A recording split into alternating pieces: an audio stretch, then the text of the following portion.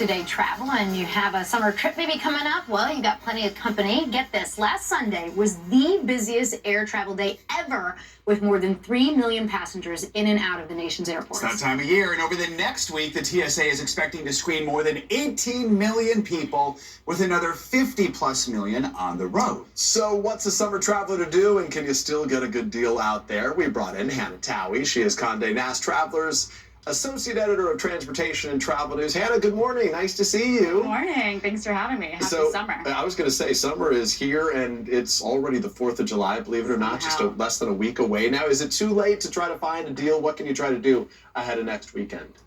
Yeah, for a busy holiday weekend like the 4th of July, it is usually smarter to plan your trips relatively well in advance. But if you haven't yet, I've been there. It doesn't mean you can't get creative with things like day trips, which is a great way to avoid the two most expensive parts of a last-minute trip, the airfare and the accommodations. Sure. So depending on where you live, that could be a road trip to a national park, or just taking the train to a really cute town you've never checked out before, or even a ferry to a local beach. So if you're looking beyond the 4th of July then, and you're like, I still don't have summer plans, but budget's tight, I want to save some money, what are some of your tips there to find the best deals? Yeah, so for cheap airfare specifically for this summer, what I like to do is plan my domestic trips for June and July, because that's really the peak period of Americans going abroad, and then save that international trip for late August, September, maybe even further into the shoulder season, and then the prices will be a little more affordable.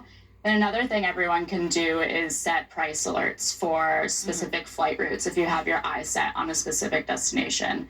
So sites like Google Flights, Skyscanner, Hopper, they all have features like this that'll automatically email you if there's a huge price drop. Say you're trying to avoid flying, you just don't want the headaches, and you're ready to do a road trip. What's the best way to go about that? Yeah, I mean, this weekend there's going to be a ton of people on the road for the 4th of July, so no matter when you're leaving, just check the traffic forecast. I like to use Waze personally to figure out the best time to leave. And then I think a super underrated hack for getting around the traffic, if you're heading to a coastal destination, is car ferries. I've used them to, get around that Hamptons traffic, and it just turns the whole trip into, a scenic adventure instead of... It's a cruise. Yeah, totally. That's what we're telling our kids. Ferries. Kids. Hannah, thank you. You have a great 4th of July if we don't see you before then. Appreciate Thank you. You guys too. Enjoy. Thanks so much. What you got coming up in Popstar?